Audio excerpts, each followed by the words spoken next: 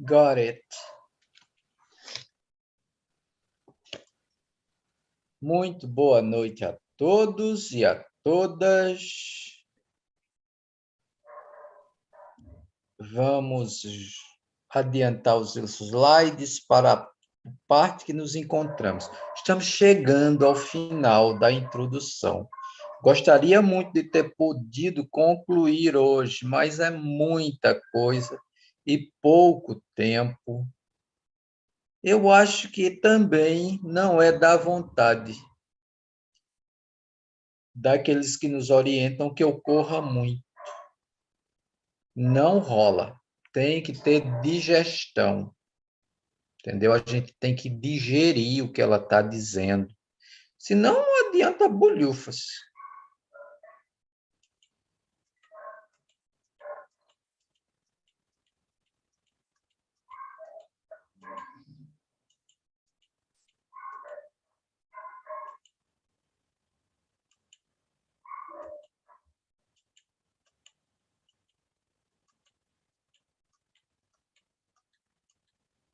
Pronto. Depois de citar Ragon, a gente viu quem ele era, que ela incluiu entre os iniciados, que são precursores dela, pessoas que ali, entre os séculos 16 e 19, conseguiram acesso até os ashrams dos mestres, se iniciaram, depois voltaram para a Europa e fundaram sociedades secretas ou se juntaram a sociedades secretas. Mas, como o nome está dizendo, tudo isso é a boca miúda, conhecimento esotérico. A gente não vai achar assim, não, né? Mas esse Ragon que ela citou, tão importante que ele, tem uma série de obras publicadas para o benefício dos nossos irmãos maçons. Olha aí. Estão lembrados? Tá bom. Então, nós chegamos agora a uma parte interessantíssima lá na página 59. Universitário número 1. Quem se habilita?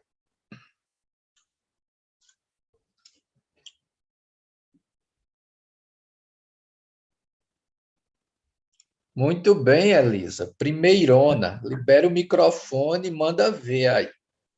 Vamos lá, vamos ver se eu não vou cometer erros de português aqui. Os mistérios dos templos antigos, a fonte de todos os ensinamentos das religiões e tradições do mundo. Deixa eu só minimizar aqui, que senão eu não consigo ler. Ai, peraí. Deixa eu só... a senhora Blavatsky passa a fazer considerações sobre a origem dos ensinamentos em A Doutrina Secreta e também nas tradições e religiões da humanidade. A partir da página 59, o último parágrafo. Ela afirma que nenhum dos sábios eminentes jamais ensinou algo que ele mesmo não tivesse inventado. Todos afirmaram ser mensageiros não mestres originais. Seus ensinos, sendo, portanto, formas e interpretações novas de verdades que eram tão antigas quanto o gênero humano. Segundo, as verdades antigas que inspiraram todos os grandes sábios, originadores de tradições e de religiões, haviam sido revelados oralmente à humanidade nos seus primórdios, preservadas e perpetuadas por transmissão pessoal, feita de uma geração a outra de iniciados no adita dos templos durante os mistérios, realidades visíveis tão somente para os verdadeiros sábios evidentes. Exatamente. Para ilustrar o ponto 1, vamos à etimologia da palavra Kabbalah. Verbo cabal, cabal, significa receber. As tradições dos cabalistas dizem que as lições eram recebidas dos anjos. Ángelos, anjos quer dizer mensageiros. Então, à guisa de exemplo, vejam que uma doutrina esotérica, no caso a Cabala, ela já em si revela que não é fruto da mente das pessoas que a registraram, que a desenvolveram. O que foi registrado, foi desenvolvido, são imagens, símbolos e conceitos para que nossa mente concreta possa apreender os conteúdos. E nós apreendemos tudo de forma limitada e parcial. Ponto 2. Quem tem acesso direto são os verdadeiros sábios e videntes. Por quê?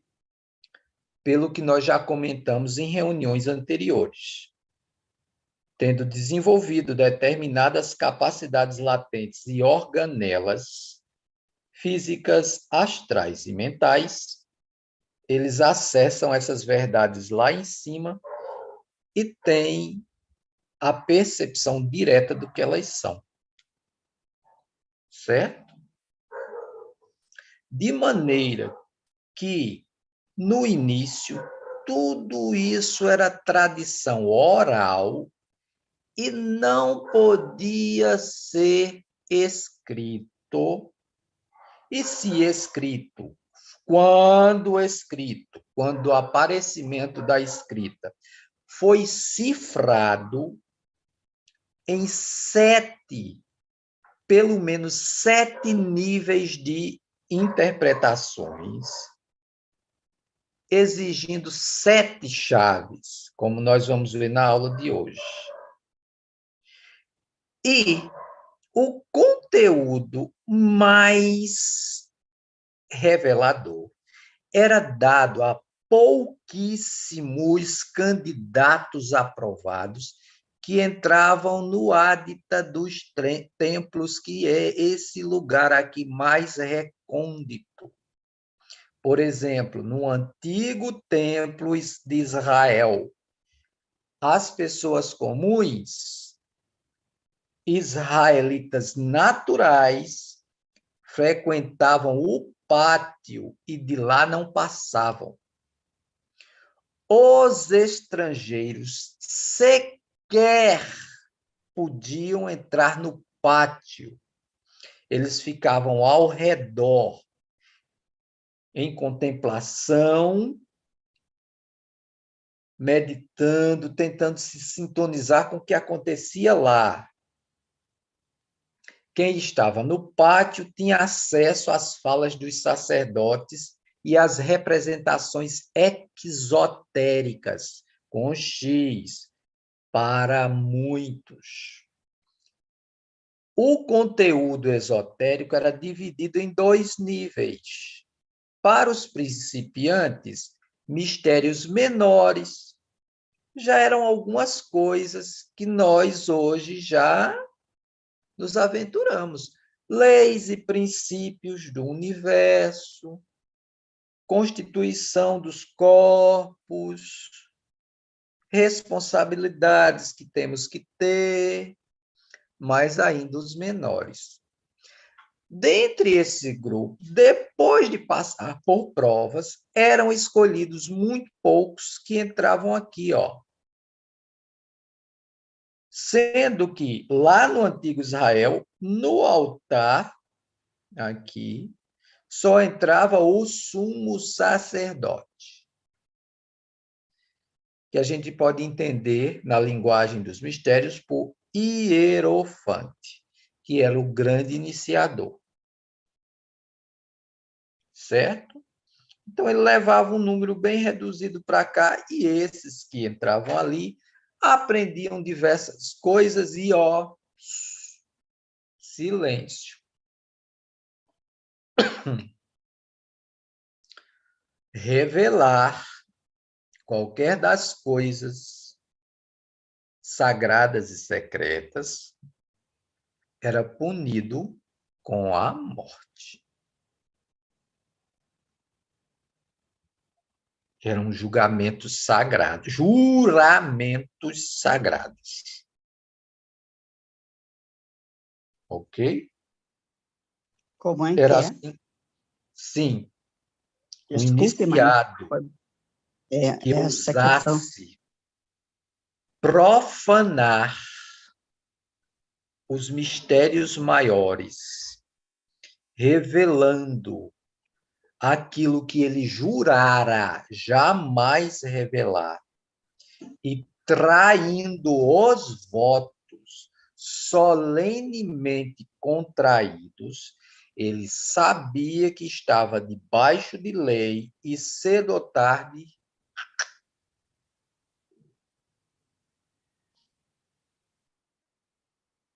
de maneira que muito pouca gente sofreu essa penalidade, viu? Um caso ou outro, tá bom? Não imagine que os grandes iniciados saíram matando todo mundo, que não foi assim, não. As pessoas... Primeiro, os grandes iniciados, eles filtravam muito bem, certo? Por Se isso eles surpreende, né? suspeitassem. Por isso surpreende a história da pena de morte, porque a vida é sagrada em todos os casos, enfim. Uma contenção, talvez, uma Era, prisão, uma prisão era. lá, não sei aonde, né? Mas pena de morte Uhum. me Pelo surpreendeu. menos, Dilceia, é isso que revelam todos os tratados antigos. Não estou inventando, Não, tá não. bom? Sim, lógico. Só que surpreende pela Pela excepcionalidade. severidade, né, da É, pena, a pena era muito severa. Por isso, há de se concluir que isso raramente acontecia, porque, como eu estou dizendo, logo para entrar aqui, o funil era muito apertado. E se o hierofante suspeitasse, durante prova, que o cara não tinha estatura moral, ele era eliminado logo, ele saía vivinho e era um BBB do bem, né? Foi eliminado, saiu da casa. Certo? Mal comparando. Certo? Então, era muito raro. Mas havia a penalidade porque havia o juramento solene, entendeu? Havia um juramento solene. No perfeito. templo de Israel era assim. Templo que existia no Egito, nos diversos templos, inclusive no que existia dentro da Grande Pirâmide, que não é apenas um mausoléu,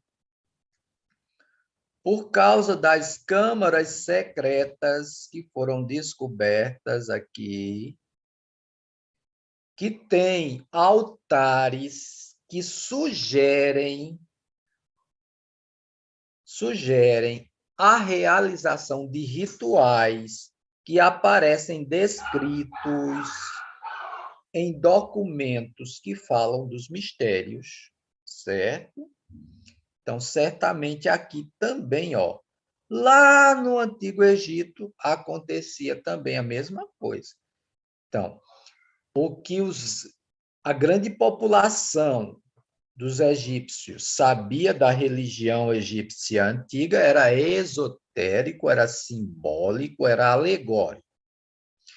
E o grande conhecimento também só era revelado a poucos, seguindo o mesmo princípio que é universal, mistérios maiores, mistérios menores, severas provas.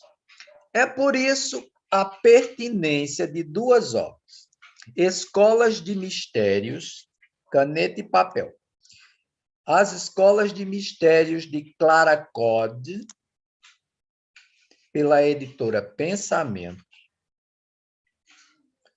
e Os Grandes Iniciados, de Edouard Chiré, pela editora Madras. Pelo menos o meu era da editora Madras, porque ele foi gentilmente surrupiado da minha biblioteca.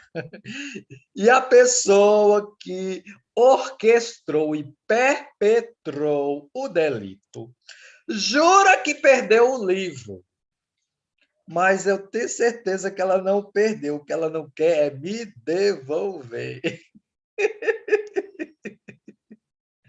Ai, ai, ai. Deus me perdoe o mau juízo.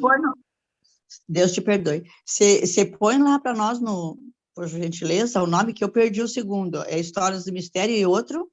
Os Grandes Iniciados. Edouard Chiré, editora Madras.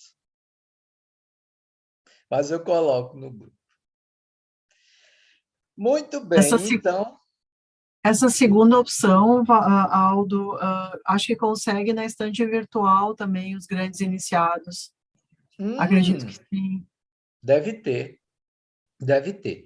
Agora, as Escolas de Mistério, você só pedir lá pela a editora Teosófica, que deve ter lá também. É muito bom. Clara Cod fez uma pesquisa. Ela também explica algumas coisas desses ditos mistérios, explica quais são os requisitos e esclarece que os mistérios não acabaram, eles só mudaram. O que era muito físico, muito simbólico e realizado nesses templos, hoje é extremamente psicológico e é realizado dentro de nós.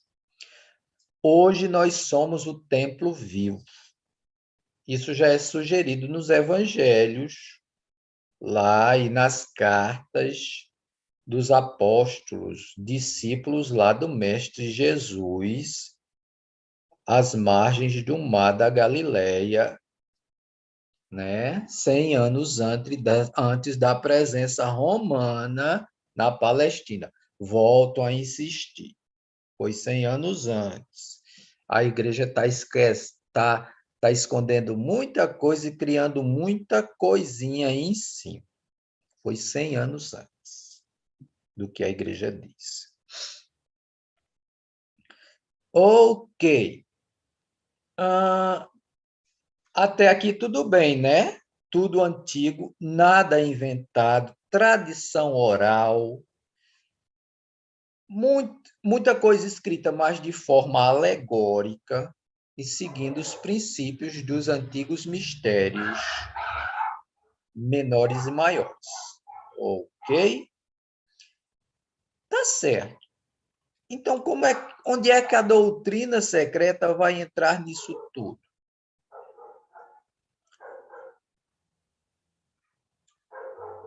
Pois muito bem. Universitário número 2.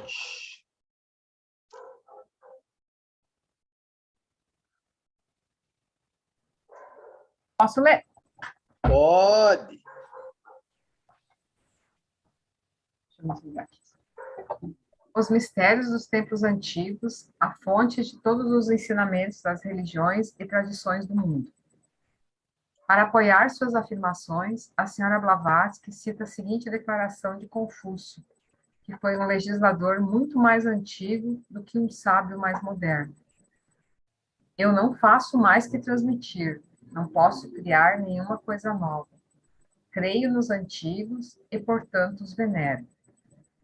Life and Teachings of Confucius, página 96.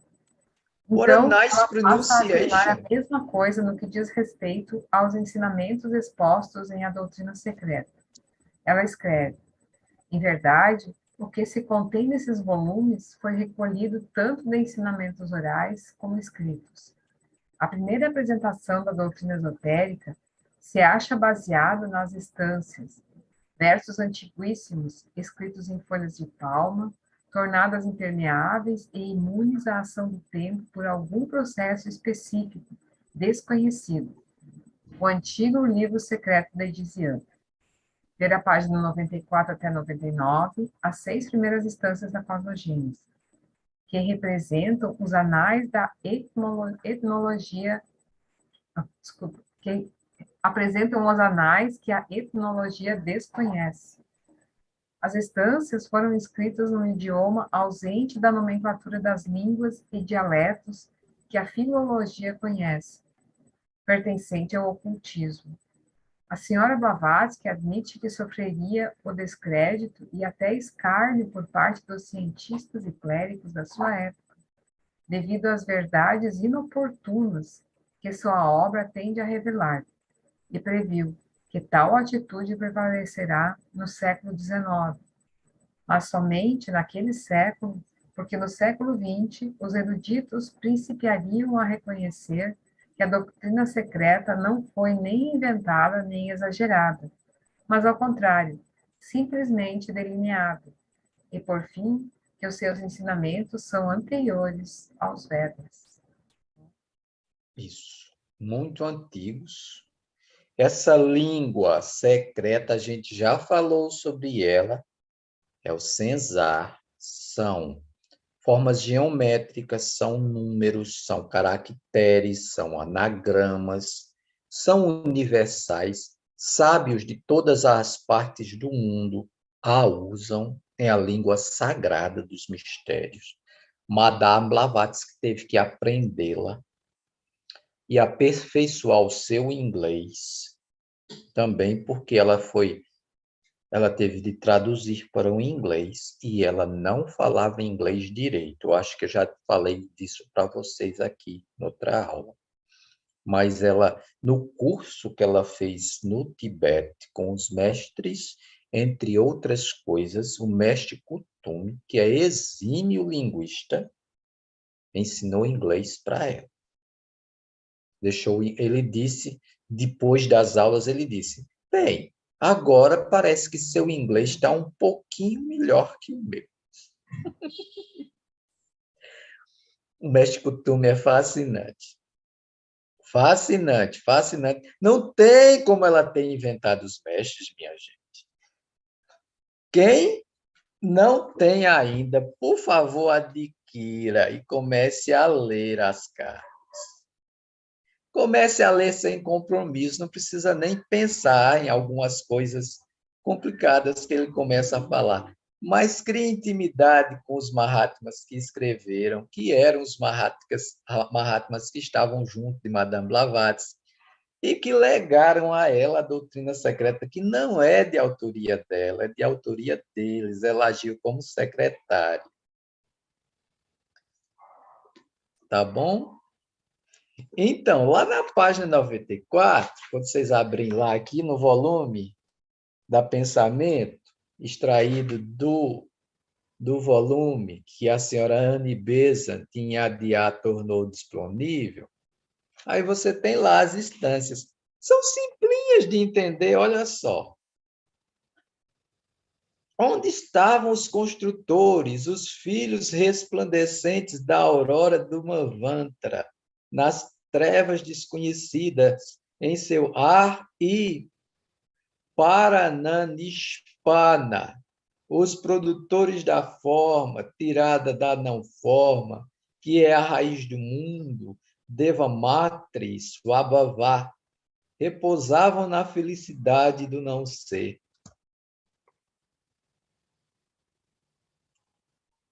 Entenderam tudinho? Eu também não. Mais tarde, aqui mesmo, ela comenta e esclarece um pouquinho. Mas aqui, ó, as instâncias desses livros chegam a ser até mais difíceis do que as instâncias do livro 3, que trata da antropogênese. É por isso que aqui a gente decidiu estudar primeiro 3 para depois vir para esse. Então, é isso que ela diz, que essas instâncias que ela leu lá nas folhas, ó, são antiquíssimas e até anteriores aos Vedas, certo? Na época dela, ninguém deu crédito, mas ficaram morrendo de raiva, primeiro do que ela disse em Riso Sem Véu.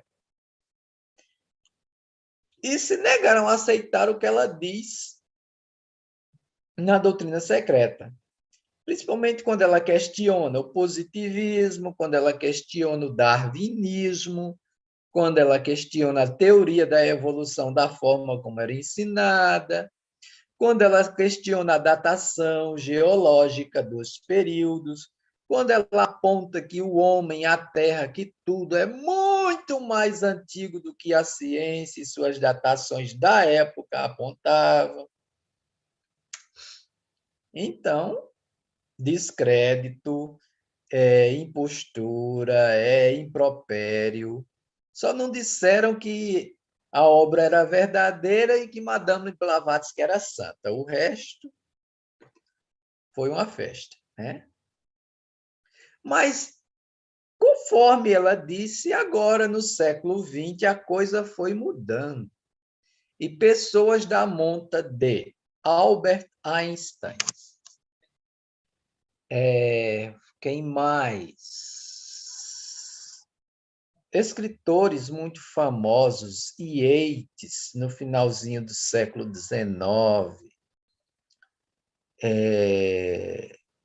James Joyce, cientistas, Fritjof Capra, David Bohm, William Crookes. Muita gente respeitada leu e ficou muito impressionado com a profundidade da doutrina secreta e com a verossimilhança e com a linguagem dela, que até estava adiantando descobertas que só seriam constatadas e comprovadas durante a primeira metade do século XX, durante o restante do século XX e agora, durante o século XXI. Os axiomas, as explicações, as alegações, as dicas que ela foi dando e que as instâncias apontam sobre a maneira como o universo teria surgido, como a Terra e o sistema solar se constituem, como o homem funciona. A ciência começa a perceber muita coisa incrível em A Doutrina Secreta, mas justamente a partir do século XX. Durante aqueles últimos 15 anos, 12 anos do século XIX, não. Afinal de contas, no período em que ela estava escrevendo A Doutrina Secreta, a partir de 1884, nos anos de 884, 885, 886, ela foi vítima de um ataque cruel e feroz. O escândalo Coulomb e os missionários e todas aquelas acusações de ela ser uma falsária, uma mistificadora, uma pessoa imoral, sexualmente imoral, e até uma espiã russa. Ela quis entrar na justiça para se defender, mas os advogados disseram: sua defesa só se tornará plausível, só convencerá qualquer corte se você trouxer à tona fatos concretos sobre os mestres. Você pode? Ela disse não. O juramento, enquanto iniciada, o juramento a proibia. 2, o amor e devoção aos mestres também. Ela não queria que toda essa sujeira respingasse nos mestres, mais do que já estava respingando. É por mais uma razão para estudar as cartas, que vocês vão ver as consequências de tudo isso, os mestres comentando tudo isso, até explicando por que essas coisas são kármicas e haviam de ocorrer. Certo? Então, quem não adquiriu ainda, adquira, vá devagarzinho. O volume de Generasa Daza, que é uma coletânea, depois o volume 1 cronológico e depois o volume 2. Comece a estudar devagarinho, ler devagarinho. Por quê? Porque muita coisa em A Doutrina Secreta se torna mais compreensível se a gente estiver lendo as cartas concomitantemente, ao mesmo tempo. Ok? Tá bom? A próxima projeção exemplificará isso. Posso seguir?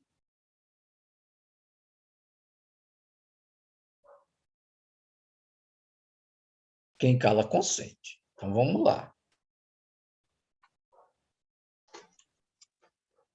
Só um adendo, mestre. Uhum. Mestre não, Francinaldo. Ou Aldo. Que história é essa?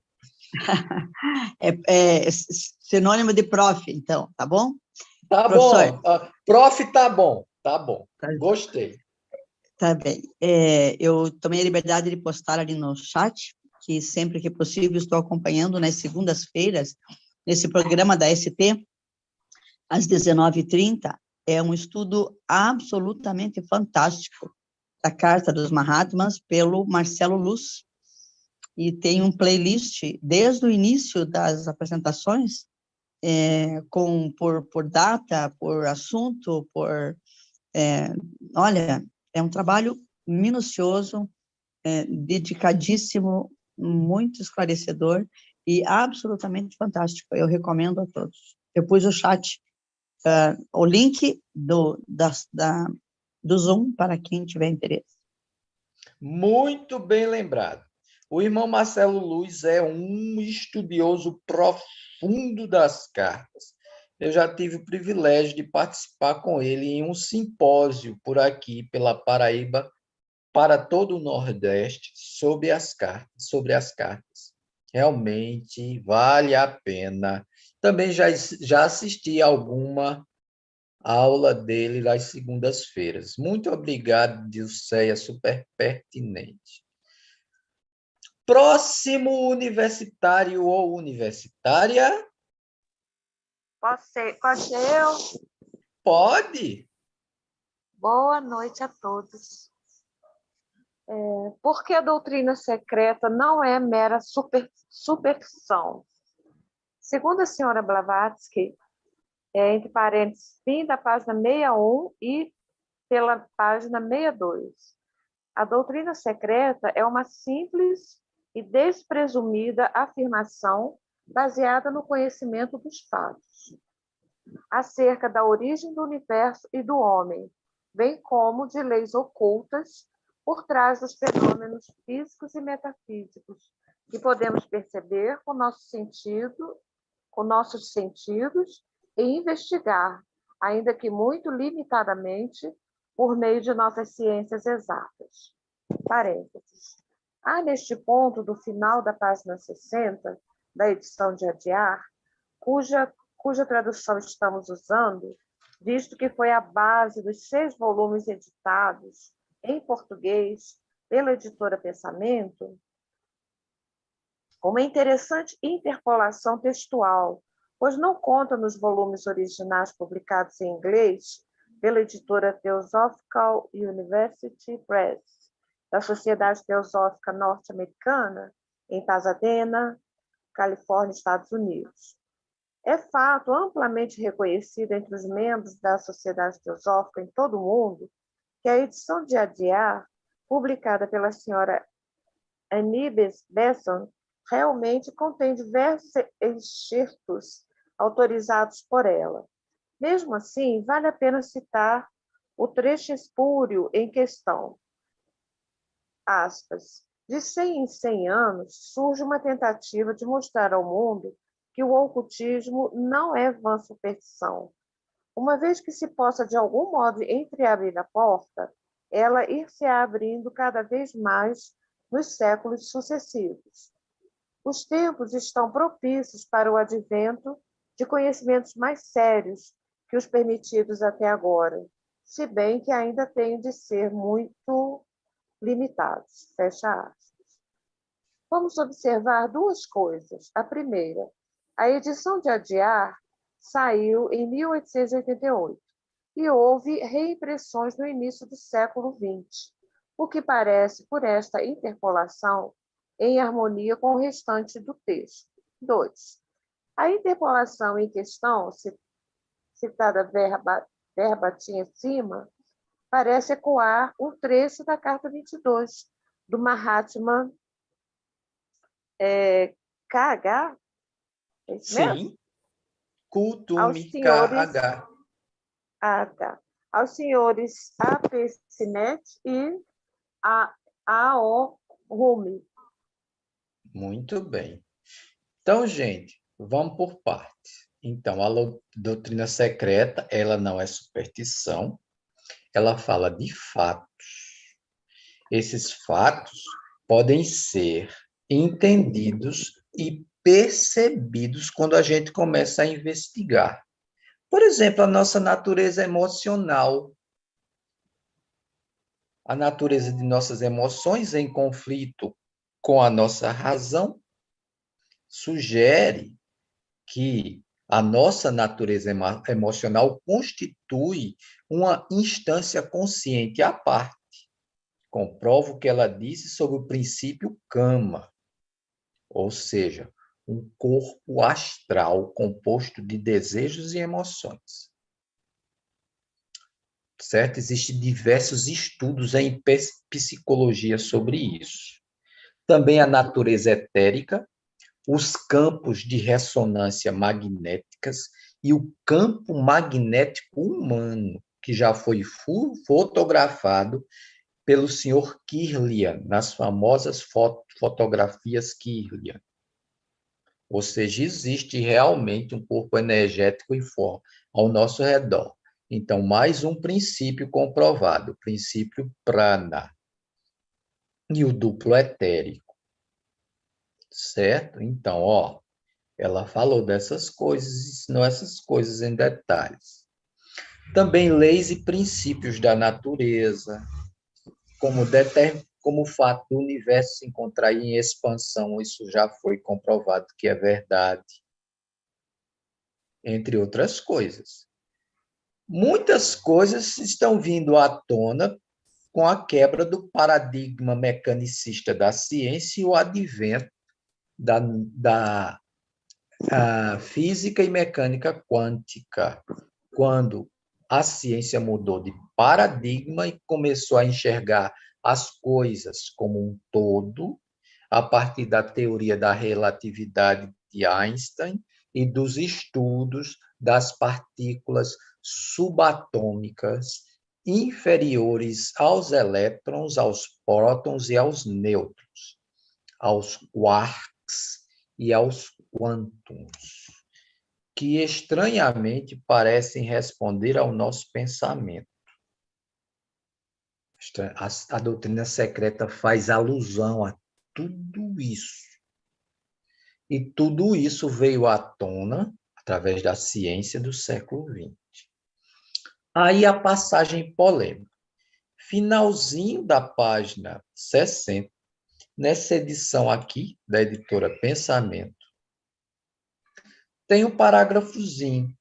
Até pela fraseologia, a gente nota, quem estudou análise do discurso e análise e linguística textual, que o estilo desse pedacinho do parágrafo difere do estilo de Madame Blavatsky.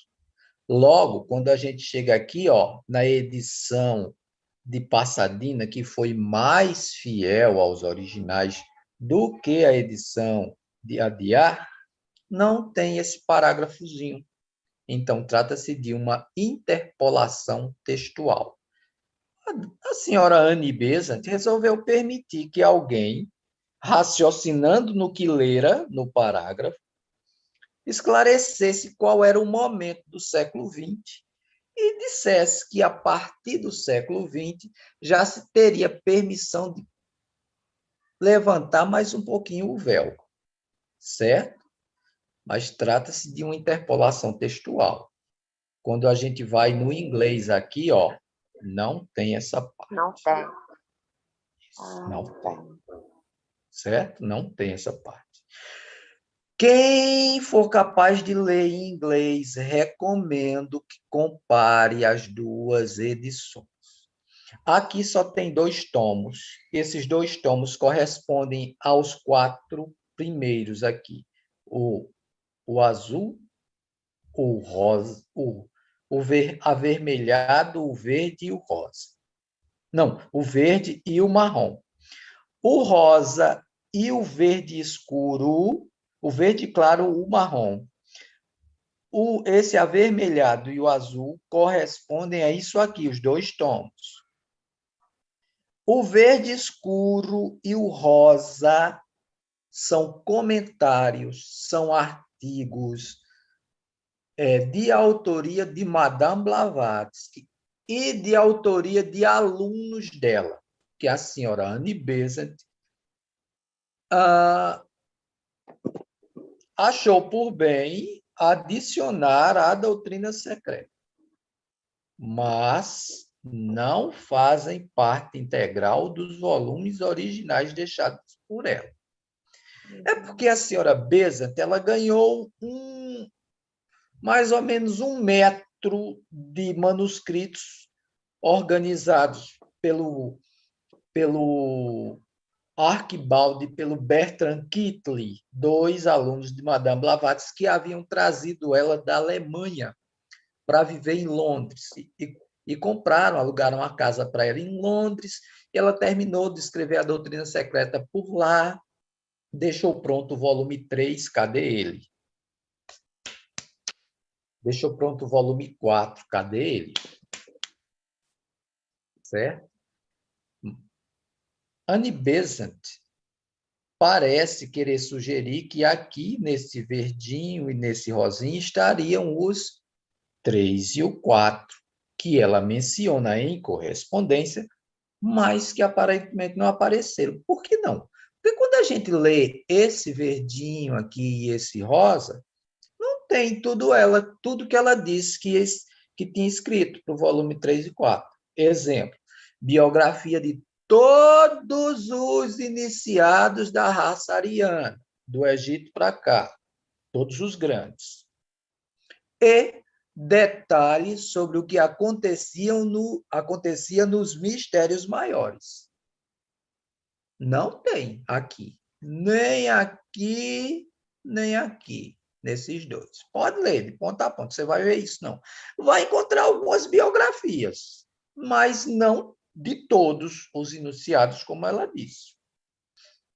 Vai encontrar comentários sobre Eliphas Levi, por exemplo, um grande iniciado e tal e coisa, mas sobre todo mundo, não. Tem, não. E detalhes sobre os mistérios maiores também não tem, não.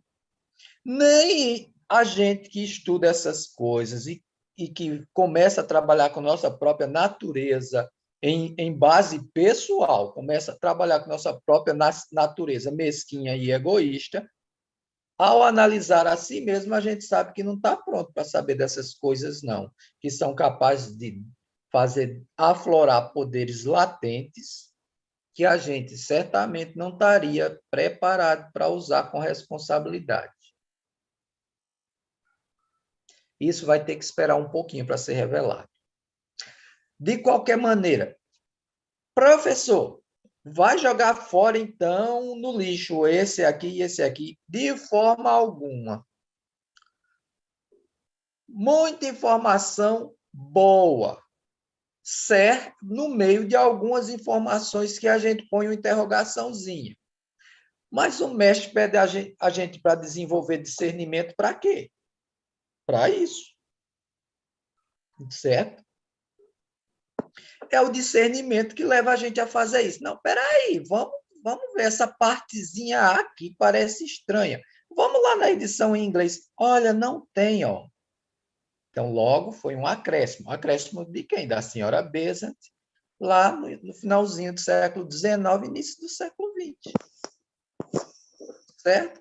Mas o que ela disse, estranhamente ou não, coincidentemente, ecoa o que foi dito pelo Mahatma na carta 22, quando ele explicava diversas coisas sobre Madame Blavatsky. Olha só o que ele explicou sobre ela.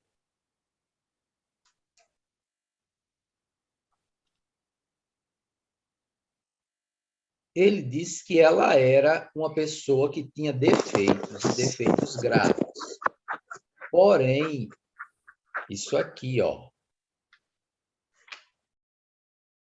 após quase um século de buscas infrutíferas, nossos chefes, quer dizer, os Chohans, os chefes dos mestres, chefes do mestre Moria, do mestre Kuthumi, etc., tiveram de aproveitar a única oportunidade de enviar um corpo europeu ao solo europeu, a fim de servir de laço de união entre aquela terra, o Oriente, e a nossa.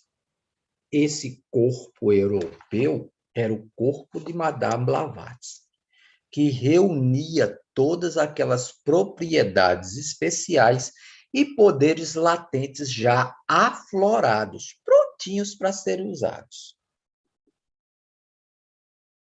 E ele disse que passaram 100 anos procurando. Se a gente contar 100 anos voltando no tempo, 100 anos, certo? De 1860, 100 anos atrás, dá 1760, não é isso mesmo? Então, veja, finalzinho do século XVIII, finalzinho do século XIX. Tempo de revoluções e reviravoltas no mundo. Tempo que muita coisa vem à tona. 1760, o iluminismo pega fogo. 1789, o que é que cai? A Bastille. A queda da Bastille foi desastrosa. A Revolução Francesa, desastrosa. Não era isso que os mestres queriam. Os mestres orquestraram o iluminismo para trabalhar exatamente com os 3 ideais: liberdade, igualdade e fraternidade. Mas eles não queriam que redundasse no terror. Aí um dos mestres apareceu na corte. Ele comprou um título e se apresentou como Conde de Saint-Germain e tentou revelar àquela corte ali que essas coisas, o ocultismo, era verdade. E tentou alertá-los sobre a situação, promover uma mudança nas monarquias europeias para que não acontecesse o terror e as revoluções. Só que ele não foi bem sucedido. Então, ele se recolheu, mestre Saint-Germain desapareceu, e consta que ele foi reaparecer, sabe quando? 1875, 100 anos depois. E existe, há quem diga, de fonte segura, que Madame Blavatsky e o coronel Wolcott conferenciaram com o Conde de Saint-Germain lá nos Estados Unidos, durante o período em que ensejou a fundação da Sociedade Teosófica em 1875. Então, de 100 em 100 anos, o que é que acontece mesmo? Os mestres injetam um novo pensamento no mundo, usando os seus métodos para que refloresça na humanidade a vontade de buscar essas coisas. No século XX foi do mesmo jeitinho. Quer ver? Nos anos 70? When the moon is in the seventh house and Jupiter aligns with Mars. This is the dawning of the age of Aquarius, age of Aquarius, Aquarius, Aquarius. Nesse período, a juventude se revoltou contra os padrões carcomidos do início do século XX e começaram a pipocar diversas revoluções. A Revolução Estudantil na França, a Primavera de Paris, o movimento hippie, o movimento de emancipação feminina e um grande, forte e aguçado interesse no esoterismo. Isso permeou por todo o restante do século XX, tendo seus altos e baixos. E nós aqui, nós somos o fruto daquilo lá. Então, preparai-vos, gentai-vos, para descansar um pouquinho nos planos superiores e para voltar na segunda metade do século XX para continuar, viu, o trabalho, porque o mestre vai precisar muito daqueles de nós que se prepararem para dar impulso no final desse século XXI. Que, segundo indicado por Madame Blavatsky nas páginas da Doutrina Secreta mais adiante, no finalzinho do século XXI a coisa vai bombar. A gente vai dar um pequeno, mas significativo salto na direção correta. Todos esses processos históricos acontecem muito lentamente e são fomentados no campo das ideias, a partir de pequeníssimas células como este grupo aqui. Ou vocês acham que foram todos reunidos debalde, usando uma palavra bíblica, por acaso? Hein? Foram não, viu, bonitinhos? Todos nós aqui estamos nos reencontrando. Nossos seres espirituais já se conhecem, certo? E nós estamos continuando aqui uma coisinha que começamos lá atrás. Mais informações, uma das visões de James Bradfield na Profecia Celestina, tá certo? Não levem aquele livrinho ali como se fosse uma brincadeira, não, viu? Ele é profundamente inspirado na doutrina secreta, entre outras coisas. Tá bom? Mas só faz sentido você pega o seguinte, lê o romance, a Profecia Celestina, lê o guia, certo? E lê, depois do guia, lê a Visão Celestina e depois lê o comentário à Visão Celestina, que é um livrão desse tamanho. Aí, gente, cai uma ficha enorme, você compara com a doutrina secreta e você faz... E tudo isso aí, finalzinho do século XX, começo do século XXI, década de 90.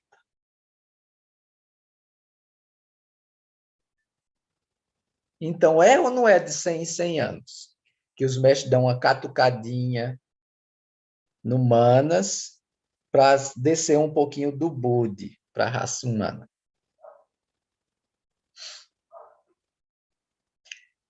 Vão pensar, certo? Isso aqui é para pensar. Vão pensar bastante. Tá certo. Última lâmina de hoje é? É sim. Olha só. É, porque eu só consegui preparar 4. Vamos lá? Tatiana, fala menina, fala garota. 5 anos de montanha, muita tranquilidade, aí, ó.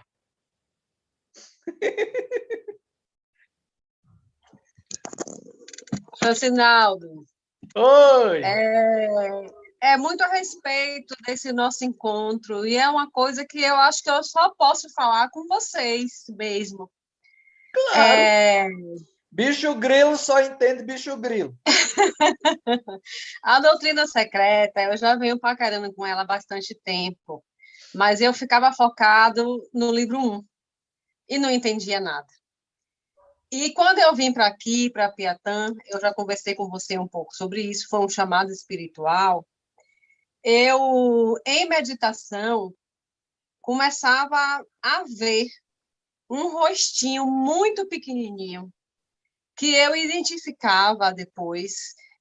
A energia eu sentia e tinha um rosto oriental, assim, que eu entendia que era um dos mestres ascensionados. É o Moria, era aquele ser que eu via em meditação.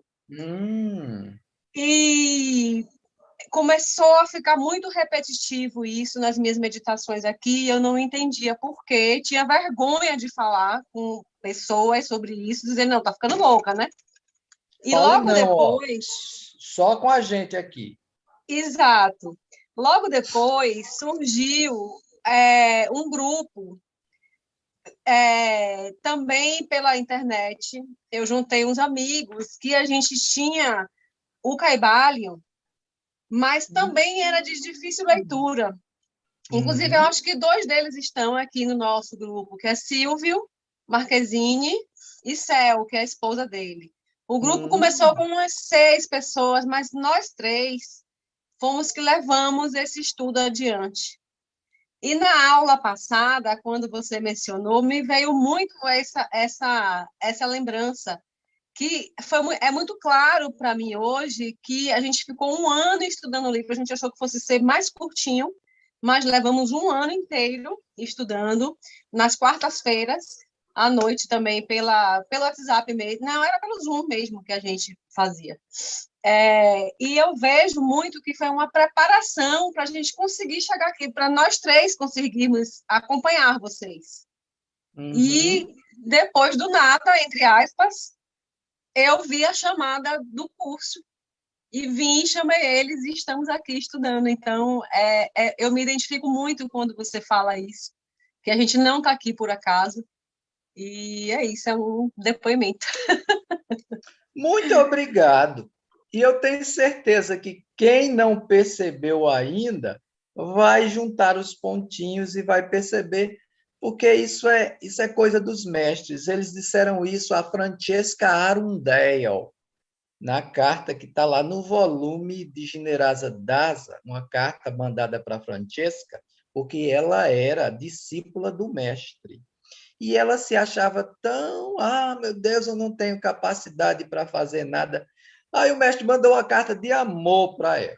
Quando você lê a carta, você se derrete todinho com o amor que o mestre tinha por aquele discípulo, a Francesca. E no finalzinho da carta ele diz a ela, nunca se iluda não, viu?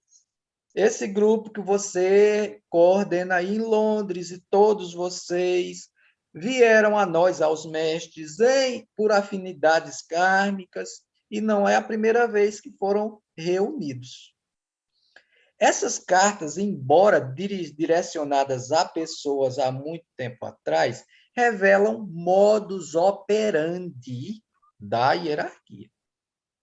Certo? É assim que eles trabalham. Eles acompanham os nossos karmas, eles não intervêm, porque não pode, mas eles, no momento devido, reúnem a gente para a gente trabalhar. Tá bom? Quem é o último leitor da noite? Com licença, Naldo, eu queria só aproveitar para fazer um comentário, né? Aldo, meu querido, tira um N. Pois é, Aldo, deixa eu fazer um comentário bem rápido. Eu também não imaginava que eu iria estudar a doutrina secreta. Tem bastante tempo que eu tenho vontade de estudar a doutrina secreta, né? Várias vezes eu peguei o livro, o primeiro volume da Pensamento e fui para a UNB, me sentei lá e fiquei semanas estudando lá, mas também não entendi nada. E tem pelo menos 10 anos aí que eu tenho o livro, né? Mas eu nunca consegui, de fato, avançar no estudo. E, na verdade, eu fico surpreso de estar... Eu nunca imaginei que eu iria estudar a doutrina secreta com uma pessoa que um dia foi testemunha de Jeová. Então, realmente...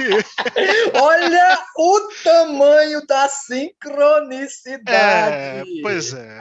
Ai, Eu morando aqui em Brasília, na verdade, eu até moro bem perto da sede da sociedade, mas, de fato... Mesmo, inclusive com a questão fator pandemia, né, com tudo fechado, a gente tendo que se reunir, eu acabei me reunindo com uma pessoa que um dia foi testemunha de Jeová e que está num lugar tão distante de mim, digamos assim, né? Então, é, eu realmente, aproveitando aí o gancho do que a Tatiana falou, também me sinto da mesma maneira. pois é. Então, você quer aproveitar o ensejo e ler este slide para a gente? Opa, leio sim. A doutrina esotérica só deve ser revelada aos poucos para o mundo profano. Isso aparece na leitura da página 61, quando a senhora Blavatsky comenta as revelações feitas em Isis sem véu sobre os mistérios do zodíaco.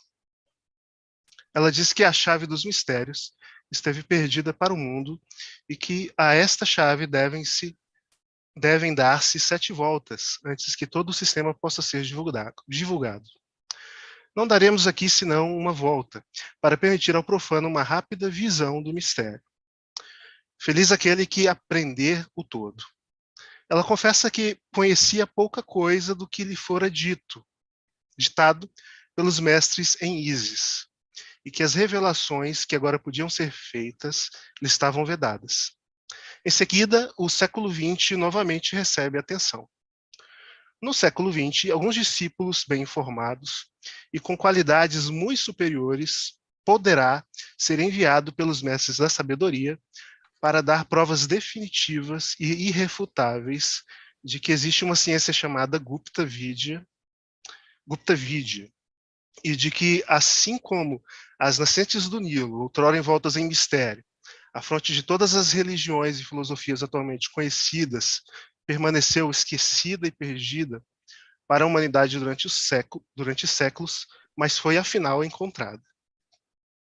A fim de atestar a veracidade do conteúdo de A Doutrina Secreta, convém que, ao estudarmos suas páginas, prestemos atenção às menções feitas às várias autoridades, como filósofos antigos, escritores clássicos e até eruditos padres da Igreja, alguns dos quais conheceram e estudaram essas doutrinas, viram e leram obras escritas sobre esse assunto, notando-se entre eles os que chegaram a ser pessoalmente iniciados nos mistérios antigos, durante cuja celebração eram representadas alegoricamente as doutrinas ocultas.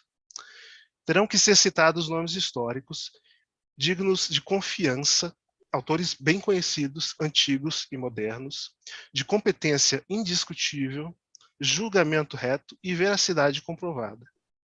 Nomeados também alguns discípulos das ciências secretas, juntamente com os mistérios destas últimas, tal como foram divulgados, ou melhor, apresentados ao público, em sua estranha forma arcaica. Bem, essa parte aqui, gente, é o que consta dos volumes ainda a ser revelados. Nomeados alguns discípulos da ciência secreta. Alguns já foram nomeados nesse volume 1 e 2, Cosmogênesis e Antropogênesis, mas muito poucos, tem muito mais gente. Tem gente que ela só menciona, mas não diz mais nada. Então é pouco. Tem muito mais coisa. Isso aqui, os mistérios das ciências secretas, como foram divulgados ou apresentados ao público em sua forma arcaica, isso aí não tem, não, viu? Hum. Isso aí está nos Prometidos e Terminados por Ela, volume 3 e 4, que desapareceram, que estão muito bem guardados, esperando esse momento. Sabe por quê? Porque este aludido, iniciado, discípulo mais elevado, que ela disse que poderá ser enviado, até agora, segundo me consta, não foi. Porque, examinando os autores teosóficos, por bons e maravilhosos que sejam, eles não revelaram tudo. Eu posso citar 2 exemplos magníficos três, de pessoas que fizeram, dentro e fora da sociedade, um trabalho fantástico, mas que não revelaram tudo. Jiddu Krishnamurti ficou em silêncio sobre os mestres, mas mostrou bem direitinho como é que nossa mente funciona e a necessidade de a gente domá-la. Jeffrey Hodgson tem uma obra vasta, muito interessante, usou a clarividência, explicou muita coisa sobre os reinos da natureza e seus habitantes, mas não revelou tudo. Aliás, tem muita coisa dele inédita, esperando tradução para o português. Espero que um dia apareça. E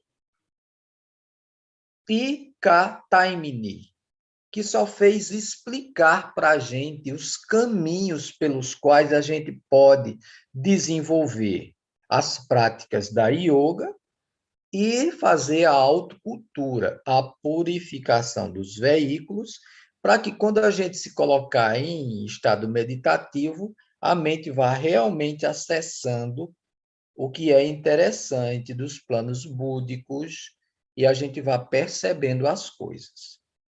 Mas nenhum deles ainda, segundo me consta, dentro e fora da sociedade teosófica,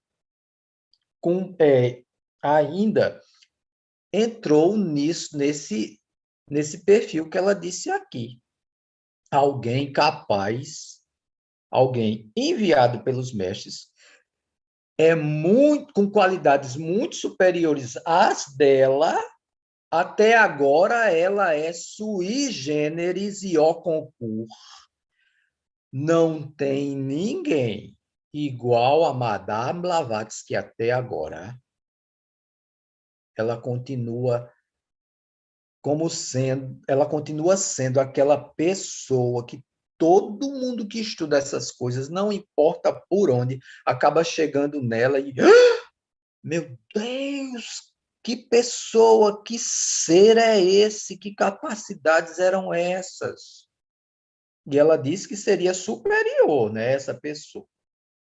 E que revelaria de modo incontestável as evidências de Gupta Vidya, que é o saber secreto. Gupta Vidya, quando traduzido, é isso, conhecimento secreto, o ocultismo bem entendido, conhecimento das leis ocultas da natureza, dos poderes latentes do homem, das realidades que a gente não pode observar. Não é macumba no bom sentido, como o vulgo entende, feitiçaria, porque macumba é um instrumento musical, não tem nada a ver com os cultos de matriz africana, dos quais a gente não deve dizer muita coisa, não. Tem que estudar sem visão preconcebida, porque tem muita teosofia em Umbanda e Candomblé, viu? Estive estudando uns dias desses sobre Umbanda e Candomblé, fiquei... Minha gente, isso aqui é teosófico. Tá vendo? Tem uma parte lá, como tem em toda tradição, a parte que não merece menção. Mas a parte interessante é realmente interessante. E se as coisas forem feitas do jeito que ali mostra, é um caminho espiritual também. E há quem esteja evoluindo naquele caminho, viu? Cuidadinho. Cuidadinho com o preconceitozinho. Pois é, mas foi uma digressão enorme aí, desculpa. O ponto é o seguinte, esse grande iniciado não surgiu ainda, nós já estamos no século XXI. É porque é assim mesmo. A humanidade ela demora muito. E enquanto ela não estiver pronta, não adianta. Não adianta. Se você entregar um fósforo aceso a uma criança num paiol de explosivos, o que é que vai acontecer? Os mestres sabem o que pode acontecer, então antes da hora não vai. Certo? Então, essa pessoa ainda não surgiu. Aí, sobre o primeiro parágrafo, ela disse que, com isso sem véu e com a doutrina secreta, o que é que acontece? Uma das 7 voltas da chave foi virada, só uma. Então, tem muita coisa ainda que a gente ignora. Citando Shakespeare em Hamlet, Príncipe da Dinamarca, ainda há muita coisa entre o céu e a terra, muito mais do que suspeita nossa vã filosofia. E como? E a gente só vai ter acesso a isso gradualmente na proporção que a gente fosse melhorando, entendeu? Há que se melhorar bastante. Então, o último slide a gente já usou, que foi as explicações que eu dei sobre a interpolação textual. Tá bom? Então, bom que hoje, teve o atraso sem querer, o atraso involuntário de Ricardo, mas foi bom porque eu preparei pouca coisa. E foi maravilhoso. Tatiana, por favor, pode verbalizar o comentário, é pertinente. Pode abrir o microfone.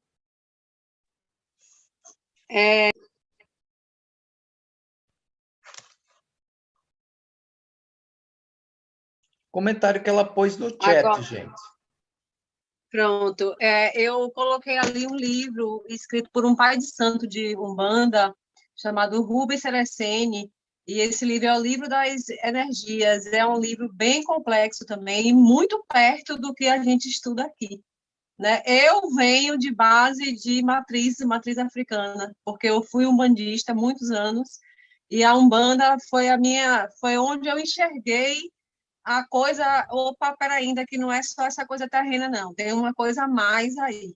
E era a médium de trabalho e tudo, mas com o estudo, né, mais profundo, eu vim me distanciando e buscando mais a sutileza do que aquela coisa mais de usar velas e charutos e os elementos que são necessários, porque tem pessoas como eu naquele momento precisava daquilo para poder enxergar o lado oculto, né? Então esse livro dele é bem bacana. Ele é um pai de santo paulista e que pegou a Umbanda e botou nessa forma de estudo. Ele tem uma escola. Ele não é vivo mais, né? Mas a escola segue, é Colégio Pena Branca, em São Paulo, e eles têm muito estudo, então não é porque existe um fundamento para aquilo acontecer. Era um mago, né? Eu acho que eu já ouvi falar. É aquele lugar onde é proibido realizar corte. Sim, Umbanda não faz sacrifício de animal, né? Ela nasce ali, é brasileira, é a única religião que nasceu aqui no Brasil, em 1907, no Rio, porque um médium, um menino, tinha incorporações e ele é internado num sanatório, num manicômio, que, por sorte, o médico responsável era kardecista, e ele leva esse menino para um centro de espiritismo kardecista. E lá é identificado que ele não é louco, que ele tem incorporações. Mas a gente estava em 1907. Então, quando ele incorpora um índio, não quero. Índio, não quero. Aí sai o índio, chega um escravo, um preto, velho, também não. Então, ele fala que, já que ele não era bem visto ali, que ele ia atender com essas entidades onde ele pudesse atender. E aí, a Umbanda nasce com uma mistura do catolicismo, da a coisa de matriz africana, porque tem os pretos velhos, e o xamanismo com os índios.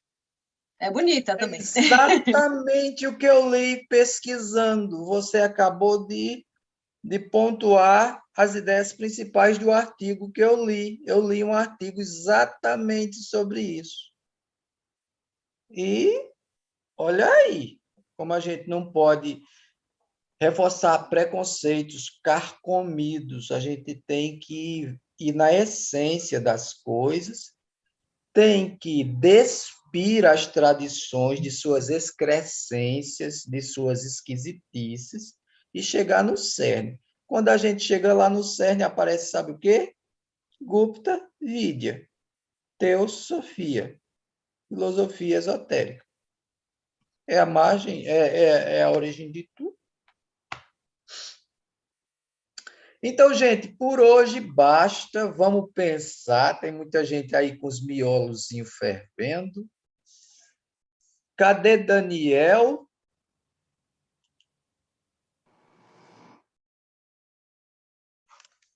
Vamos proferir o mantra?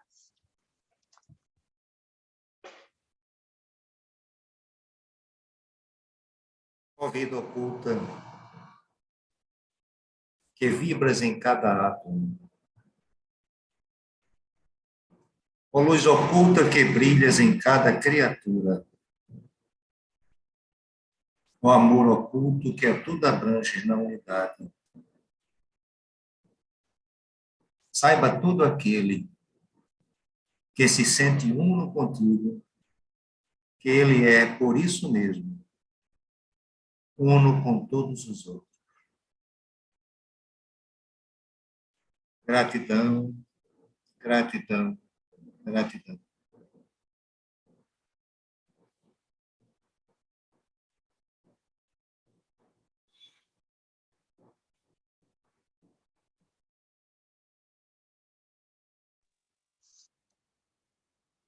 Namastê.